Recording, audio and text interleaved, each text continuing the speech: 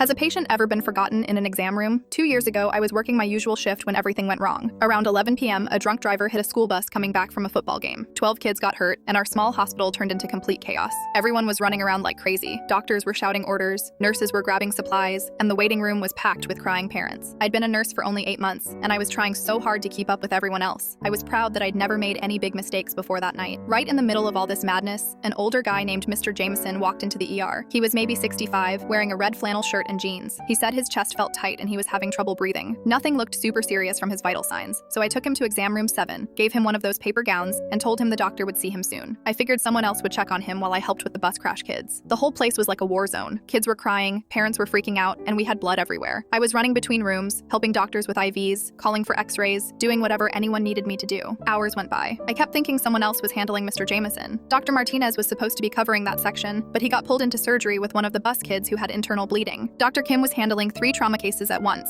Everyone was just trying to save lives. Around 3 a.m., things finally started calming down. Most of the kids were stable, and a few had been transferred to the bigger hospital downtown. That's when I realized I hadn't seen any notes about Mr. Jameson in the computer system. No discharge papers, no treatment notes, nothing. My heart started racing as I walked toward room 7. The lights were still on, but it was completely quiet. When I opened the door, Mr. Jameson was sitting in the same chair where I'd left him 4 hours earlier. His head was tilted back, and his mouth was open. For a second, I thought maybe he was just sleeping, but when I touched his shoulder, his skin was cold, really cold. I checked for a pulse on his wrist, then his neck. Nothing. He was gone. I hit the code button and started screaming for help. Dr. Martinez came running in with 2 other nurses. We tried CPR for 20 minutes, but it was way too late. The monitor showed a flat line the whole time. Mr. Jameson had been dead for hours while I was helping other patients. Later, we found out from the security cameras that he'd tried to press his call button around 1 a.m., but it had fallen behind the chair, and he couldn't reach it. The footage showed him trying to stand up twice, but he was too weak. The second time, he just collapsed back into the chair and never moved again. The hospital called it a system failure. Too many patients, not enough staff, emergency situation. They said it wasn't anyone's specific fault, but I knew better. I was supposed to check on him. I was the last person to see him alive, and I just forgot about him. 3 weeks later, I got the courage to visit his daughter Amy. I expected her to scream at me, maybe even hit me. I brought flowers from the grocery store and practiced what I was going to say in my car for an hour before knocking on her door. When she opened it, I just started crying and told her everything. How sorry I was, how I'd never forgive myself, how her dad deserved better. But instead of being angry, she started crying too and hugged me. She said, "Dad had 3 heart attacks before this one. He always told me that when his time came, he hoped he'd be somewhere warm with people who cared about helping others. He wouldn't want you to blame yourself." Then she invited me in for coffee and showed me pictures of him from when he was younger. But here's the thing that really messed me up. Amy told me that her dad had been coming to our hospital for 15 years. He always requested the night shift because he said the nurses were nicer and had more time to talk. He'd specifically asked for me that night because I'd helped his neighbor's kid a few months earlier, and the neighbor had told him I was gentle and kind. He came to our hospital that night because he trusted us. He trusted me, and I let him die alone in a room for 4 hours. Now I check every single room before my shift ends, even if it's not my patient. I found 2 people who were forgotten since then, and both times I probably saved their lives.